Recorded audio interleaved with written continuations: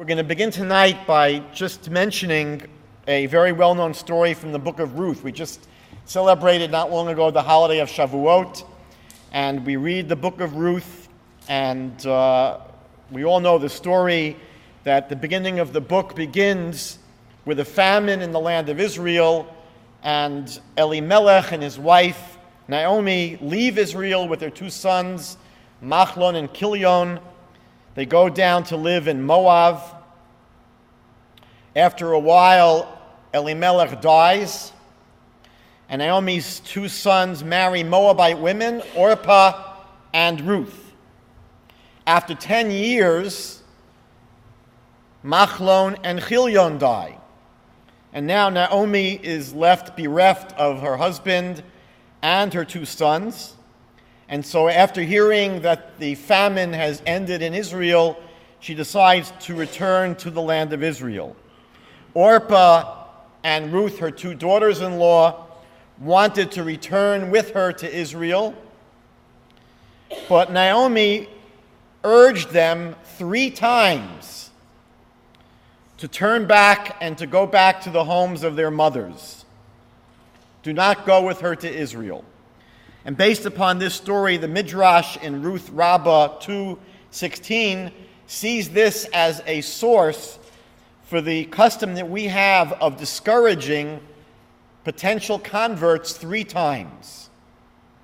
Now we know, of course, that in the story, Ruth persisted even after Orpah returned to her mother's home, and Ruth says to her mother-in-law Naomi, "Where you go, I will go. Where you dwell, I will dwell.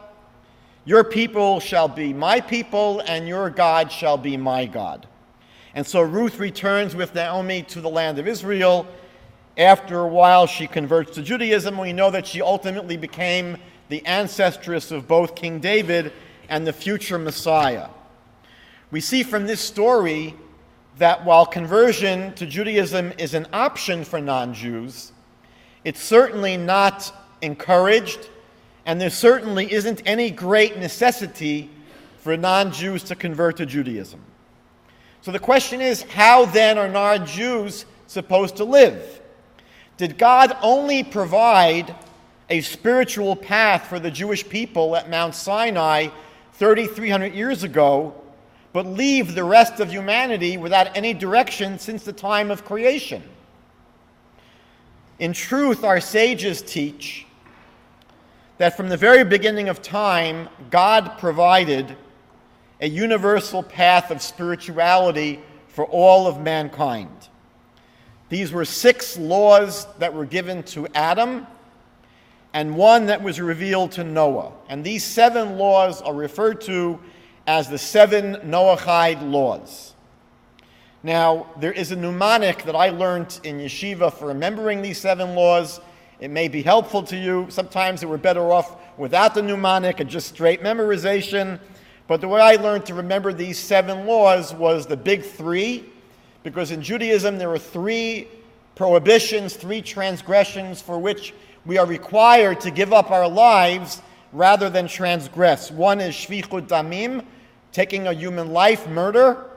1 is avodah zarah, idolatry. And the 3rd is gilu arayot, illicit sexual relationships. Those are the big 3. And then there's Aleph, Bet, Gimel, Daled. That's the mnemonic device. Aleph stands for Aver Min Hachai, the limb of a living animal. So a non-Jew is not allowed to eat from an animal unless the animal is first dead. They can't eat the limb of a living creature. Bet stands for Beirach et Hashem, literally blessing God, and that's a euphemistic term for blasphemy. We don't want to even say cursing God, so we say in Hebrew, we refer to cursing God as blessing God. But Bet is the prohibition against blasphemy, cursing God. Gimel is Gezel, which is stealing, theft. And Dalet is Dinim, the only actual positive of the 7 Noahide commandments. And that's the requirement for non-Jews to set up courts of law to enforce the Noahide system. Now, these 7 laws are often associated with the 7 days of the week, and more often with the 7 colors typically associated with the rainbow, which was the sign that God gave to Noah.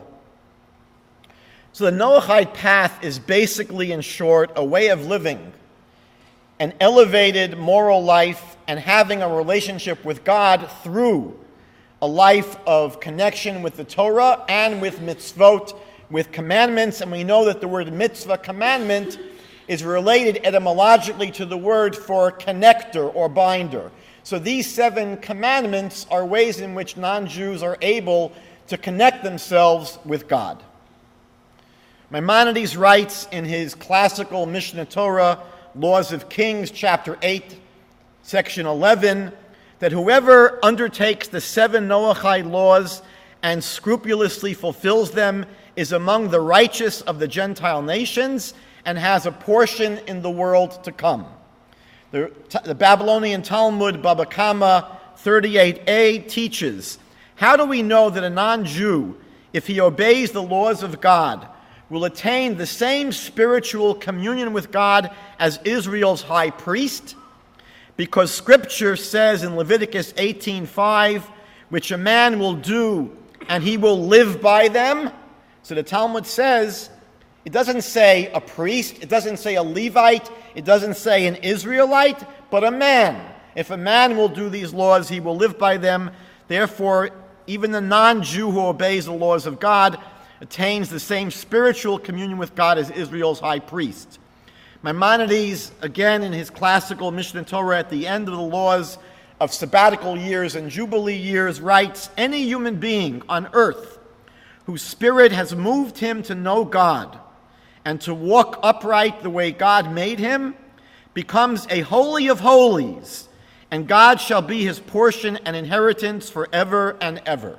And finally, in the classical rabbinic work, the Tana Debei Eliyahu, section 9, it is written by our sages, whether a Jew or a non-Jew, a man or a woman, a slave or a maidservant, attaining the Holy Spirit depends entirely on one's actions. Now the truth is that we hear about these 7 laws and we think it's such a small enterprise, just 7 laws.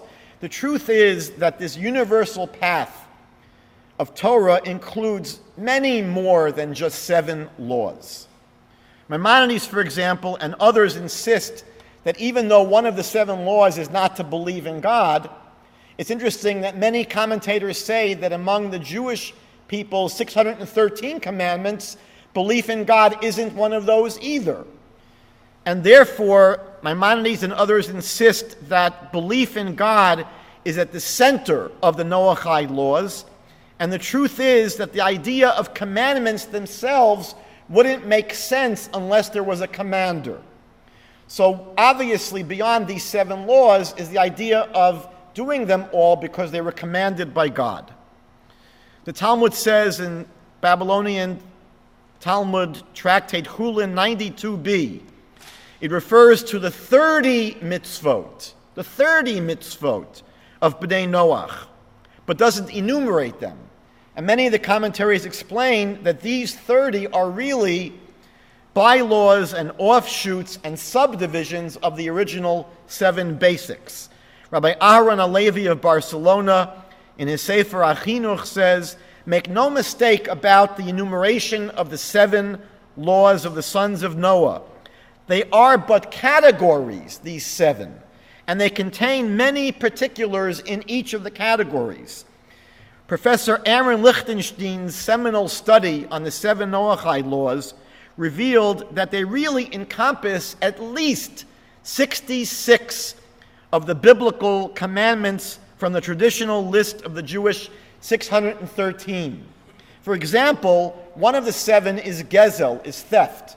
Rabbi Lichtenstein says that this category includes many other commandments, not just stealing by stealth, which is theft, but also robbery by force, also shifting a landmark, also cheating a person by non-payment of salary, also overcharging, also having false weights and measures in one's home, also kidnapping, and also coveting what someone else has.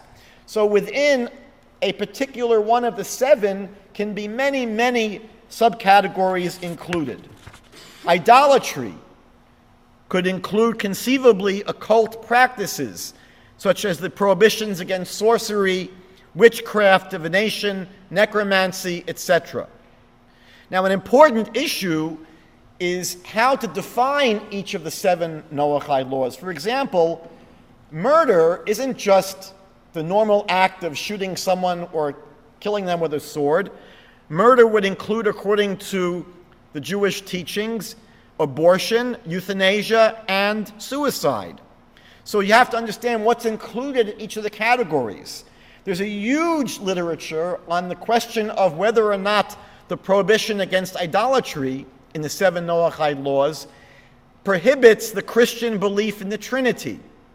A minority of opinions would say that it's conceivable that for Gentiles the Trinity may not be a violation of this prohibition against idolatry, but the majority opinion seems to be that yes, the belief in the Trinity, God as a Trinity, would be a violation of the Noahide law against idolatry.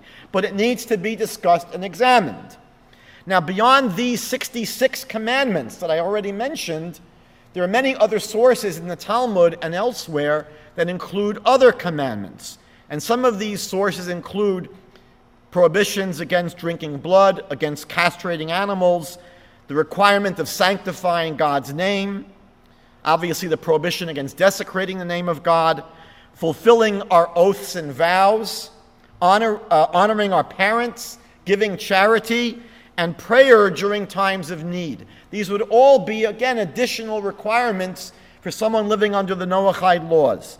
And some sources, like Rav Nissim Gaon, teaches that any mitzvah or action based upon reason and intellectual understanding would also be incumbent upon Bnei Noach. For example, in the Bible, Deuteronomy chapter 23, verses 4 and 5, the scripture criticizes the people of Moab for not coming out to meet the Jewish people with bread and with water.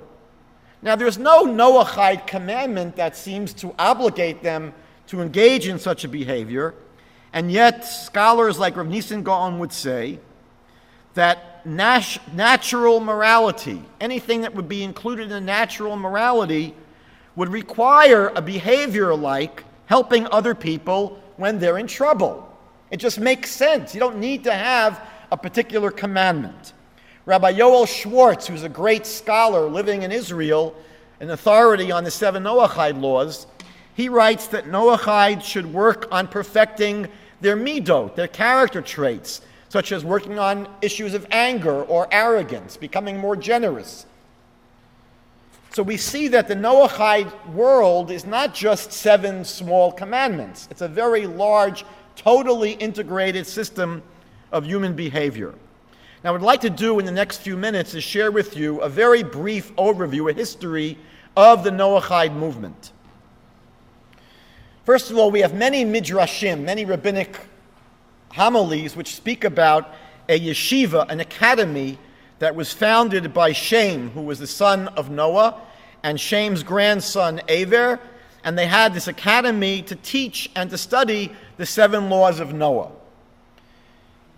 The Bible tells us that when Abraham and Sarah were on their way to Canaan, when God told them to leave Ur Kasdim and go to Canaan, so Genesis chapter 12, verse 5 says, they took with them Hanefesh asher asu b'Charan. They took with them the souls they had made in Haran. And the Bible commentaries say to us that they had been spreading monotheism, that Abraham and Sarah were teaching people to embrace God. And we have an example of this later on in Genesis 21:33, where it says that Abraham planted an Ashel in Beersheba, and there he began to call upon the name of God, the King of the universe, the God of the universe. And the rabbis discussed in the Talmud, what is this Ashel that he planted? So one opinion is that Ashel was an inn, and Ashel are the 3 Hebrew letters that stand for Achila, Shtia, and Lina, eating, drinking, and lodging. And the Talmud tells us that what would happen is that Abraham would take care of wayfarers, and he would feed them.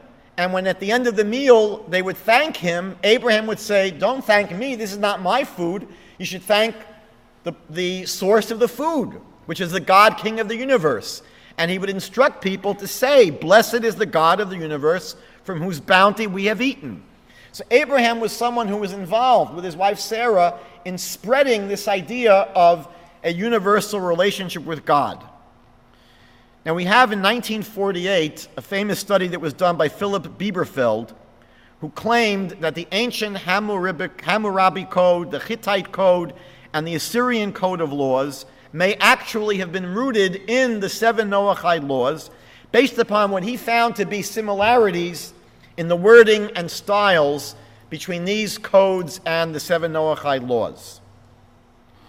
In the times when the Jewish people lived on their own land, when we had our political dominion over the land of Israel, there was a biblical concept of ger toshav, a resident alien. And a resident alien was not a ger tzedek. They were not someone who entirely converted to Judaism. These were people that were willing to accept the 7 Noahide laws. And if they did, they became like, I'll give you an analogy, maybe a landed immigrant here in Canada. You're not a full citizen, but you have rights. And so a ger toshav was someone who had rights to live in the land of Israel, and the Jewish community had to support them. So we see this institution of the Noahide in the biblical times. We are told in the Talmud that Antoninus, who was the Roman governor of Israel around the year 170 BCE, was a close student of Rabbi Yehuda HaNassi, Rabbi Yehuda the Prince, the editor, the redactor of the Mishnah, and he himself, Antoninus, may have been someone who was easily considered a follower of the Noahide laws. What we find in the literature about the 1st and 2nd centuries of the Common Era is a group of people called the Yirei Elohim, the fearers of God. We read about them in the Christian Bible, book of Acts. They're spoken about in Josephus, in Philo of Alexandria.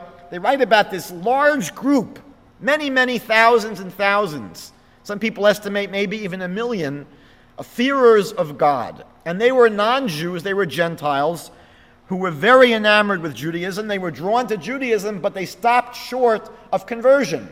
They would study with Jews, they would hang out in the backs of synagogues, and they very, very easily may have been considered Noahides of their time. Coming more up to modern times, Hugo Grotius was a Dutch legal philosopher who lived from 1583 to 1645. He's referred to as the father of international law. And he referred to the Noahide laws as a source of the laws of all nations. Now, a little bit later on, there was an English Hebraicist and jurist named John Selden, who lived from 1584 to 1654, and he published a major work in Latin that dealt with the Noahide laws, arguing that the Noahide laws were a sophisticated system of natural law that are binding upon all human beings. In the late 1890s, we have a very poignant story. There was a young man who was raised as a Roman Catholic. His name was Aimé Pallier.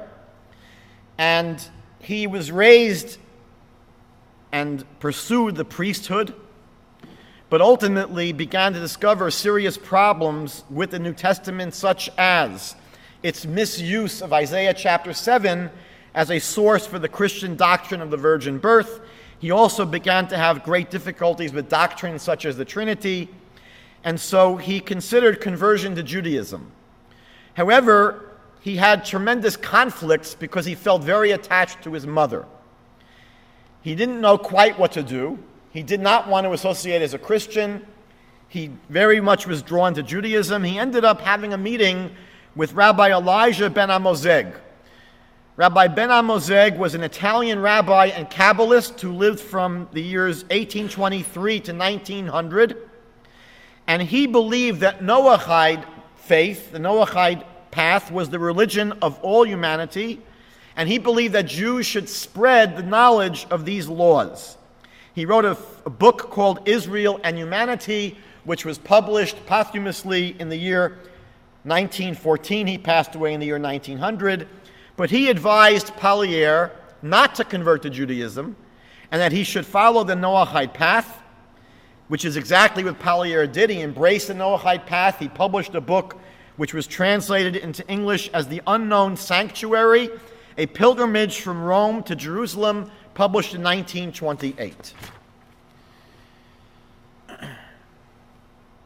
In the 20th century, there was a fascinating person named David Horowitz. He was born in 1903, he passed away 99 years later in the year 2002.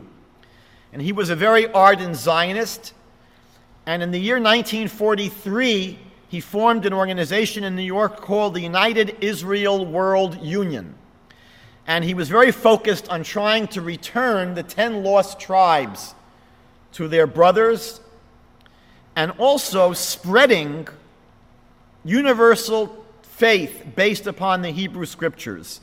His motto was Torah faith for all nations. And he was sort of an early proponent of the Noahide movement long before there was a modern Noahide movement. The movement in modern times really begins, if you wanted to find the real pioneer, with someone named Wendell Jones. Wendell Jones was born in 1930. He passed away in the year 2010. And he was probably one of the most important, if not the most important, pioneers of the modern Noahide movement. The truth is that until his time, there was never really a movement. Pallier, if he was a Noahide, was one person. It's not until the 20th century where we have the beginnings of an actual movement. Wendell Jones was originally a Baptist minister, and he pastored a church on the Virginia border from the years 1955 to 1956. He began having tremendous problems with what he saw as anti-Semitic statements in the Christian Bible. He ultimately ended up giving up his pastorate in the year 1956, and he began trying to find rabbis with whom he could study. In 1967, he moved to Israel. He began studying Judaica at Hebrew University, and he began getting involved with numerous archaeological projects as an amateur archaeologist. Some people say that the movie character Indiana Jones is based loosely or directly upon him. It's not so clear whether that's true. In any event, he became a full-fledged Noahide in the year 1984 and had a huge impact upon other people. Now, in the 1980s, there was a tremendous amount that was percolating in the world. And one of the things that was percolating for a while, but began really hitting hard in the 1980s, was that there had been a growing interest among Christians in understanding the roots of their own faith. And so, one of the major movers of the development of the modern Noahide movement was someone named J. David Davis. He was ordained as a Baptist minister in 1972. He became the pastor of Emmanuel congregation in Athens, Tennessee.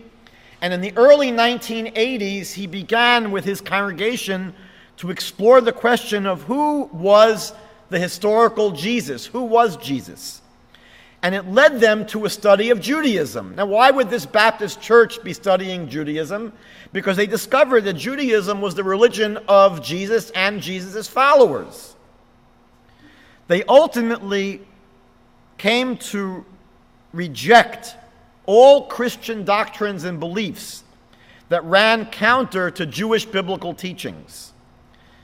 Ultimately, Reverend Davis went to the top of his church, broke off the crosses and the steeple. He lost about half of his members, but half of them stayed with him. And they began in the late 1980s to discover the idea of the Noahide path as God's original spiritual path for humanity. They developed an interest in following this path. They needed to have people teach them. They finally discovered there was a local rabbi, Rabbi Michael Katz, who was originally from South Africa, and they were able to arrange for Michael Katz to teach them. And this former Baptist church became a Noahide center in Athens, Tennessee. As you can imagine, they describe Athens, Tennessee as the Bible Belt's buckle, and they received a tremendous amount of hostility and opposition from other Christians in the area. Jack Saunders was another Christian Baptist minister who led a church in Georgia at the same time, and he went through a very similar journey to J. David Davis. One day, after studying the origins of Christianity and the historical Jesus for many, many years, he announced to his entire church that Isaiah chapter 7 had nothing to do with the virgin birth of a Messiah. Many of his congregants left, but those that stayed with him to start a Bnei Noach study group at this former Baptist church. One other important personality is James Tabor, who today is the chair of the Department of Religious Studies at the University of North Carolina in Charlotte. Professor Tabor was a deeply religious evangelical Christian in his high school and university years. His focus of study became early Christianity. And in the 1960s, he began a long quest to discover the historical Jesus and came to believe that ultimately Christianity was really a development more of Paul than of Jesus. And he believed that Paul veered away from the Jewishness of the original Jesus movement. Professor Tabor published two important books on this subject. He published The Jesus Dynasty in 2006, and he published Paul and Jesus in 2012. But in 1991, Professor Tabor published the first edition of his personal spiritual manifesto that is called Restoring Abrahamic Faith. And in this book, he explores what he believes was the ancient spiritual path of righteous people like Noah, like Chanoch, Shem, Ever, Melchizedek. And the book centers on three major themes. The first theme is knowing God, the one true God who's the creator of the entire universe. The second theme is following the way of God, which again Professor Tabor sees in the 5 books of Moses is a life of righteousness and justice. And finally, the third element is participating in God's plan for the redemption of the world through the teachings of the Jewish people.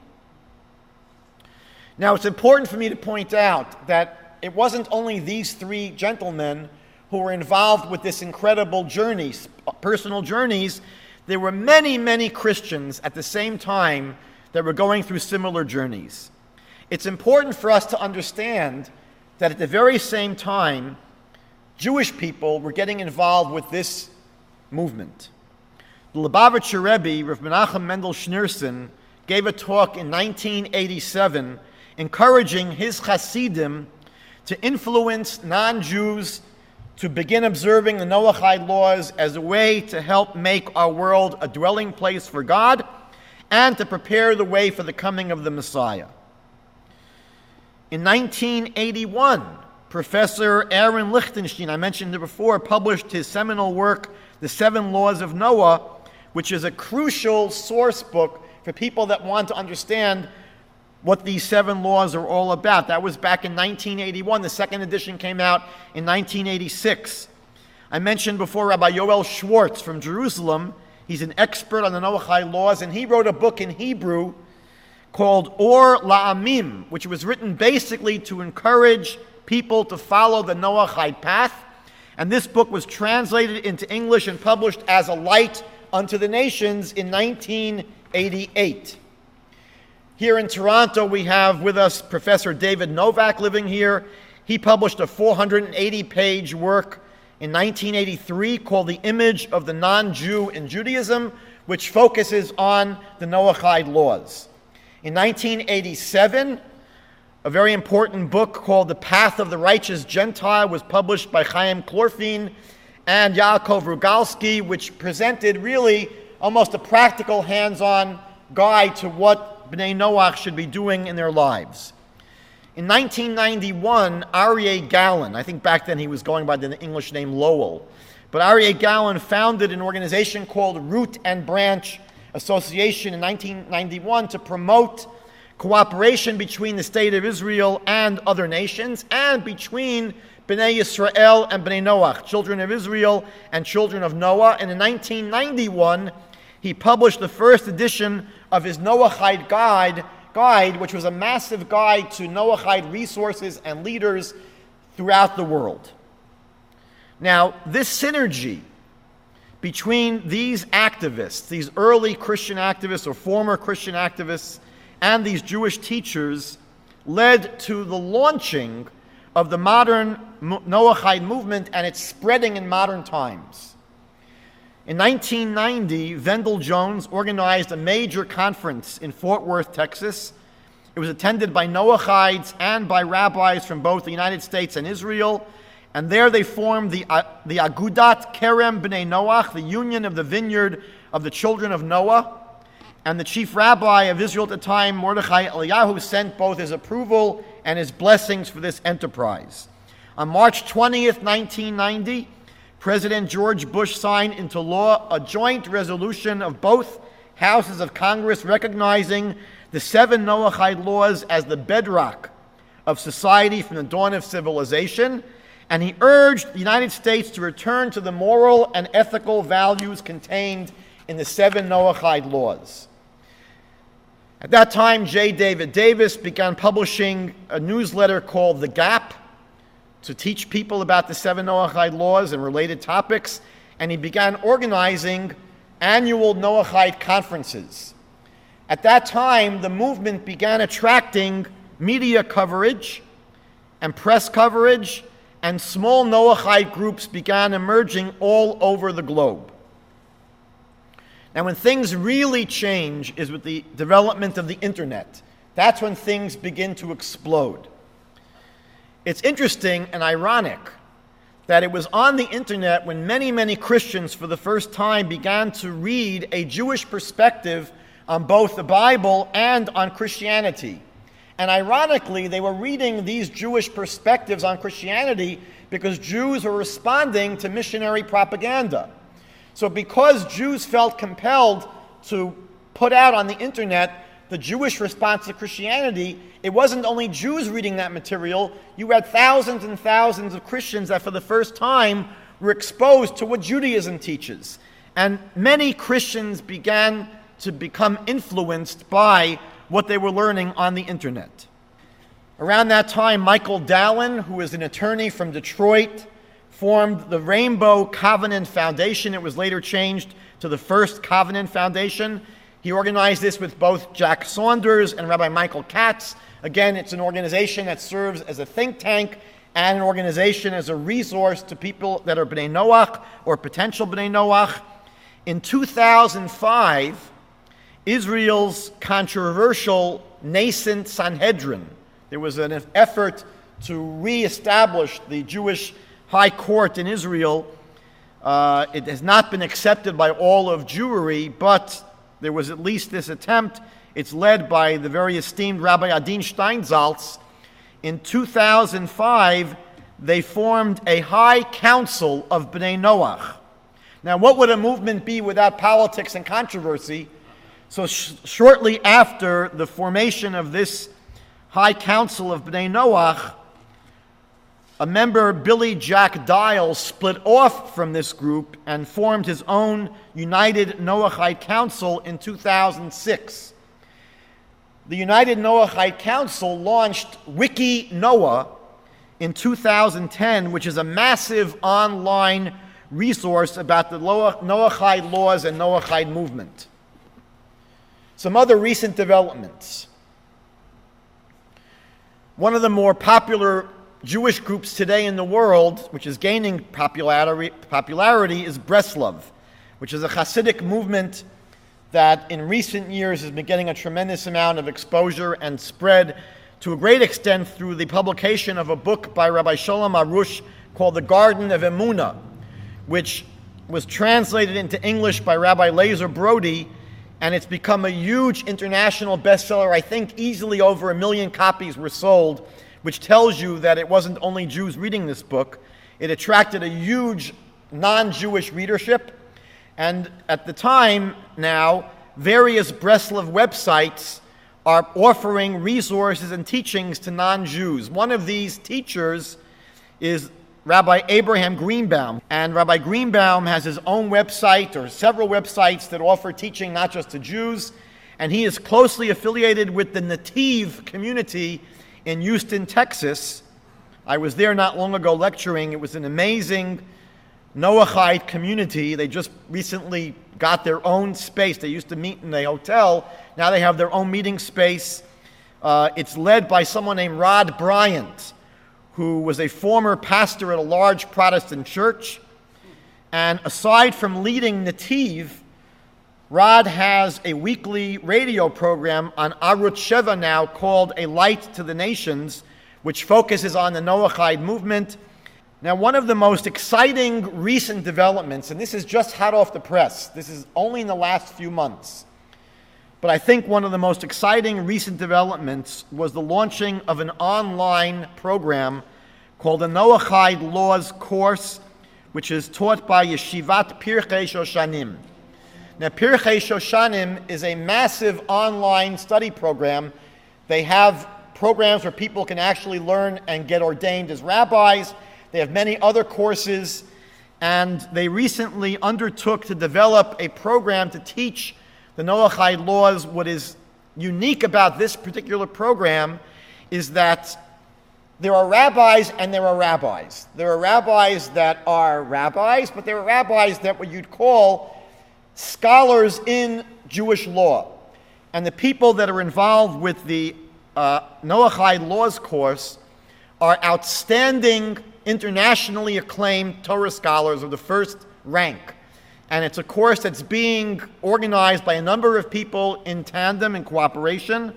It's going to be covering almost every relevant area of practical law for Bnei Noach, and they are right now online. I think they're only in their 10th or 12th session, but it's going to be a very long course. They're hoping, after they teach this course for a few times, to put together a resource guide that may be published. But this is really the first time that we've had outstanding Talmidei Chachamim, outstanding Torah scholars that are weighing in on the practical issues of the application of Noahide law. It's one thing to deal with Noahide law in theory, but you really need specialists in Jewish law to develop the practice. I think many people believe that the Noahide movement is a prophetic end-time phenomenon. The prophet Zechariah in chapter 8, verse 23, and many other scriptures in the Jewish Bible speak of a time when non-Jews will turn to the Jewish people seeking spiritual guidance. For most of Jewish history, this might have sounded like science fiction. For most of our history, the world has been trying to kill us. And we couldn't imagine there's going to be a time when people are saying, please teach us about God. But that has been exactly what's been happening with the emergence of the modern Noahide movement. I've personally been both inspired and humbled by the people that I've met since my initial meetings with J. David Davis and Jack Saunders and James Tabor back in 1990 and 1991, when this movement was first getting off the ground. Together with the Jewish educational institution Nishma here in Toronto, run by Rabbi Benjamin Hecht, we brought J. David Davis to Toronto in 1996 for a series of lectures and meetings with local rabbis. Over 400 people came to a program we organized for the Jewish community at Shaarei Shemayim Synagogue. And then we had a special program for the general non-Jewish community at the North York Public Library, where over 100 people enthusiastically received Jay Davis's presentation. We've actually had an ongoing monthly study group of Toronto area B'nai Noach right here for the past 5 years. And I've also been in touch with a small Noahide group that is meeting in Montreal. I want to let you know that after we developed our own YouTube channel at Jews for Judaism, I've been receiving hundreds of emails and Facebook messages from all over the world by non-Jews that have been impacted by our YouTube videos. Many of them are now exploring the Noahide path. Yesterday, I actually posted on my Facebook page a short video of a Noahide study group in the Philippines that is a group that I've been in touch with. I just want to end by sharing with you a number of challenges that are facing the Noahide community today. Number one, many Noahites today come from Christian backgrounds, and they bring with them sometimes baggage. The baggage includes an aversion to what they don't see explicitly taught in the Bible, and therefore they have somewhat of an ambivalent attitude toward the oral law and rabbinic authority. This is something ultimately which will have to be worked out. I think over time they will lose their allergy. I speak to many of these former Christians who really have an aversion to the Talmud but know nothing about it. And often and usually when they expose themselves to these rabbinic teachings, they become very impressed and they lose their allergies. Number two, it's critical that the Noahide movement develop leadership and receive more support from rabbis and more acceptance by the Jewish community. I must tell you that in the late 90s, when I first met them, the Jewish community was a little bit nervous about who these people were. Were they Christians trying to infiltrate the Jewish community? Who are they? They seemed weird. We had no idea who they were. And now, since those early days, there's more of a comfort level that's been developing, more, I think, a growing acceptance in the general Jewish community for the Noahide movement, and, as we just saw a few minutes ago, an increasing effort by rabbis to support this movement. Number three, today the Noahide community is basically a virtual community. It basically lives online. And for the community to really survive, it's going to have to develop real communities, brick and mortar, flesh-to-flesh communities, not just virtual communities. One of the greatest problems facing the Noahide movement today is that it's a very lonely kind of life. Often, people that are B'nai Noach might be the only one in their city, or maybe one of a handful in their city. And it's hard to imagine having a real spiritual life when you're thinking about, who am I going to date? Who are my children going to marry? Who are we going to associate with? Who's my community? Who are my peers? And so for this movement to really survive, they're going to have to develop communities that have a critical mass. When I was in Houston, the Nativ community has approximately 100 people. That's something that we can speak about, and it's growing. Number four, it's important for B'nai Noach to develop a sense of Noahide identity. This is especially challenging when Noahides are trying to raise children. People want to understand clearly, who are we? How do we self-identify? How do we identify to other people? Do we tell people we're part of the Jewish community? What is our relationship to the Jewish community? Are we semi-members, members, associates? And how are we supposed to tell our children who we are? So it's important for B'nai Noach to understand what is the identity of B'nai Noach. Number five, a very delicate question, but how much Jewish practice should and can Noahides take on? You should know that many B'nai Noach are drawn to Jewish practice, to following practices of Judaism. And the question is, how much of this practice should they take on and can they take on? For example, things like prayer rituals, Shabbat, holidays, mezuzah, etc. These are complex issues that are only now being addressed by competent rabbinic authorities for the first time in history. 1,000 years ago, 500 years ago, great rabbis were not being asked these questions. But now these are questions that are being asked. You know, it's funny, in some Jewish circles, they speak about, what's going to happen when we send religious Jewish astronauts to the moon, and what happens on the spacecraft, how do they pray, and what are the... So those are questions that are now theoretical, and people sometimes like to think about it. But the questions facing Noahides are actually practical questions that are being dealt with right now as we speak. Finally, one of the greatest challenges to the Noahide movement is the tendency within the Noahide community to convert to Judaism. I remember being at a meeting of Bnei Noach and interested rabbis in New York in the early 1990s, and I met there Wendell Jones. And Wendell Jones said to me, Rabbi, we lose our best kids to Yiddishkeit. We lose our best kids to Judaism. And it's true, his 2 children converted to Judaism.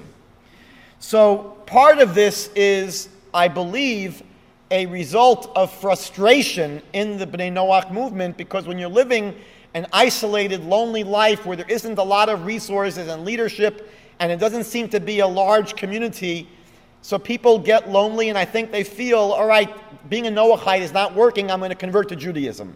But this is a question which is a tremendous challenge to the Bnei Noach. They face this drain of people within the movement who ultimately convert to Judaism, and it's not clear how that is going to ultimately work out. I believe that this movement has a tremendous amount of potential and can be a huge benefit to our community as fellow travelers on the road towards world redemption. We don't have many friends in the world. We've always been a very isolated people. Think about the potential of having hundreds of thousands, if not millions, of Gentiles who associate as Bnei Noach, saying, we stand with you as fellow travelers on your journey. I personally pray for their success.